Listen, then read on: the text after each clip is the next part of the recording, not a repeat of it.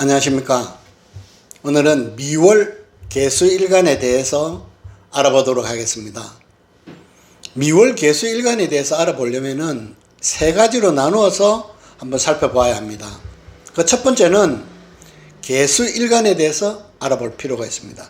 개수일간의 역할이 무엇이냐, 개수일간은 어떤 성향을 가지고 있느냐, 여기에 대한 것들을 먼저 알아봐야 되고, 그 다음에 두 번째는 미월, 즉 태어난 미월이 가지고 있는 환경 특성을 알아야 됩니다. 미월이 갖고 있는 이 환경적인 부분이 개수일간에 미치는 영향이 그대로 나타나기 때문입니다.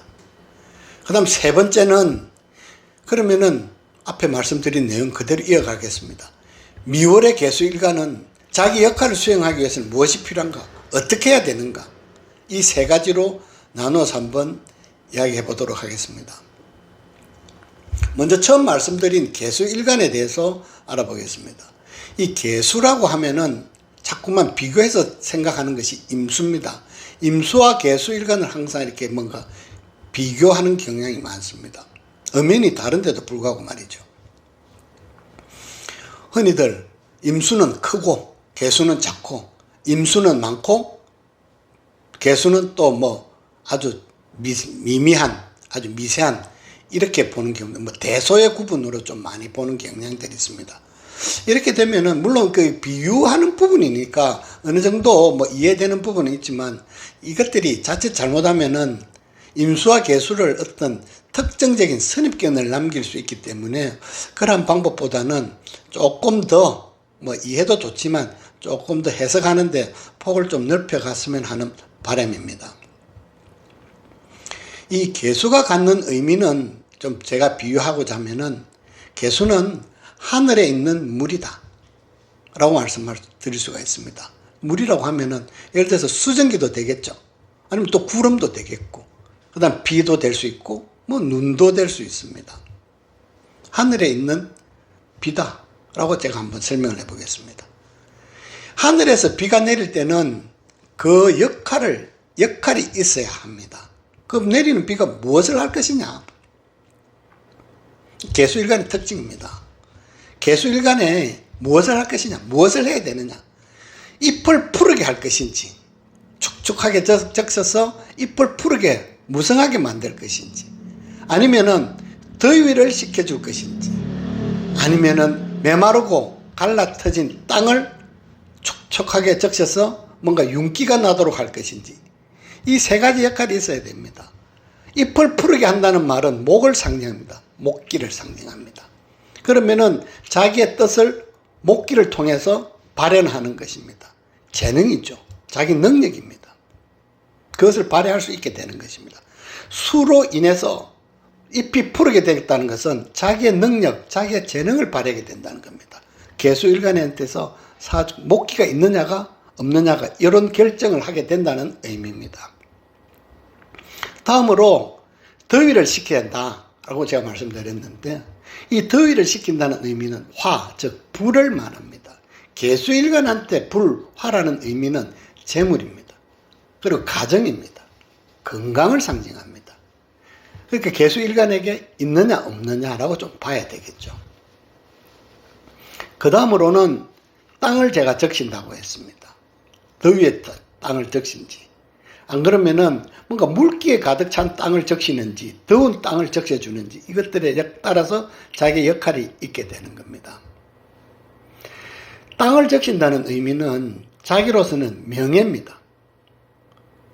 자기 명성을 널리 알린다는 의미가 됩니다. 그러니까 개수일간은 할 일이 많습니다. 개수일간의 특징이 여기서 나타납니다. 욕심이 많습니다.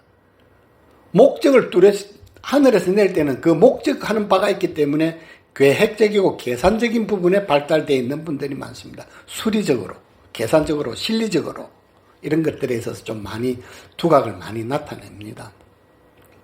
그리고 의욕도 좀 과다하는 경향도 있고, 비록 음수로서 굉장히 위축되어 있는 것 같지만은 개수는 곧 화와 가장 먼저 연관이 됩니다.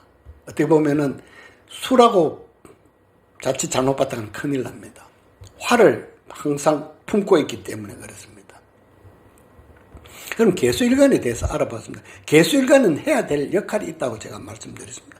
개수일간만으로 판단할 수 없습니다. 개수일간에서 목이 있느냐, 화가 있느냐, 토가 있느냐, 이런 역할이 있어야 하듯이, 그 다음에는 미월이 갖고 있는 환경적 특성을 이해해야 된다고 제가 말씀드렸습니다. 즉, 미월이라는 것은 우리가 양력으로 봤을 때, 대체적으로 보면은 한 7월, 7, 8일 정도에서 8월 한 6, 7일 정도 들어가는 범위입니다. 양력으로 봤을 때. 이 시기는 여름이 절정에 달한 시기입니다. 초복, 중복, 말복이 들어있는 시기이기도 합니다. 근데 더위로서는 절정에 다다랐고, 이 시기는 가뭄을 의미합니다. 그리고 한편으로는 봄에서부터 생명의 싹들이 시작해서 이 시기가 되면은 거의 이제 한 80% 정도의 뭔가 연걸어서 오곡백과가 무르익어가는 시기입니다. 그래 이제 조금 지나면은 그 결과들을 거두어 드립니다. 결실을 앞두고 있는 시기입니다. 그러니까 뭔가 풍요로움이 있기 이전에 마지막 고비라고 볼 수도 있습니다. 미월은 그러하다는 겁니다. 미월이란 의미는 곧 이제 결실을 거둬 드리기 전입니다. 그러니까 아직 결실에 이르지는 못했다는 의미도 됩니다. 그러면은 이 두 가지를 제가 이제 설명을 드렸습니다.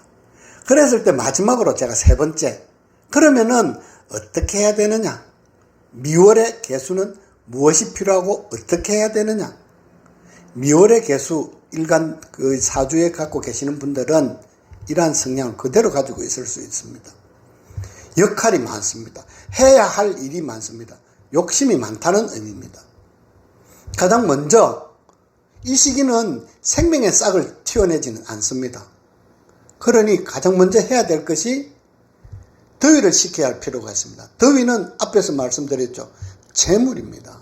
재물에 대한 욕심을 많이 갖게 되는 겁니다. 포부가 있다는 의미입니다. 그리고 개수가 갖는 어떤 실리적 성향, 계산적 성향을 제가 있다고 했죠.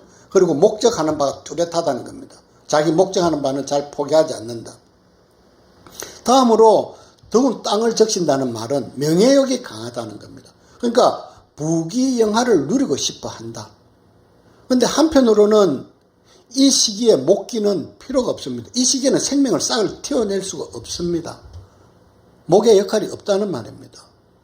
미월에 그 더운 땅에, 그 더운 시기에 생명의 싹을 키워내는 일은 거의 없습니다. 오히려 말라 타버릴 지경이니까. 그렇게 되면은 미월 개수가 갖는 특징 중에 하나가 또 나타납니다. 목이 없기 때문에 현실적인 부분들은 좀 약합니다. 크게 좀 욕심이 많은 겁니다. 이것은 좋고 나쁨으로 아직은 판단할 수 없습니다. 그런 성향을 가진다는 겁니다. 배포가 크다는 의미입니다. 욕심하는 바들도 많다는 겁니다. 욕심하는 가가 많으면은 그런 사람들이 또 많이 가지게 됩니다.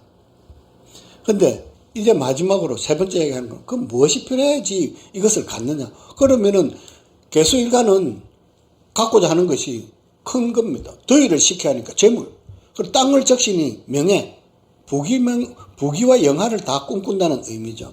그러면은 과연 이 더운 날에 개수일간이 그 역할을 충분히 해낼 수 있겠냐는 겁니다.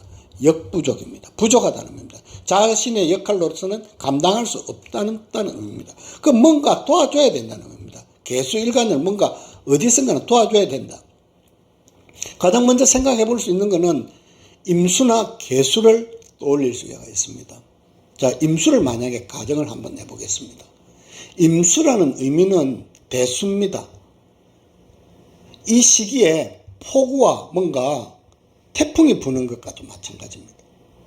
앞에 말씀드렸는데 미월은 곡식들이, 나달들이 다 연걸어가고 있는 시기입니다. 이제는 내면으로 단단해지고 당도를 높이고 결실을 높여야 하는 시기인데, 이때 만약에 하늘에서 폭우가 쏟아지고 장마가 진다라고 하면 어떻게 되겠습니까?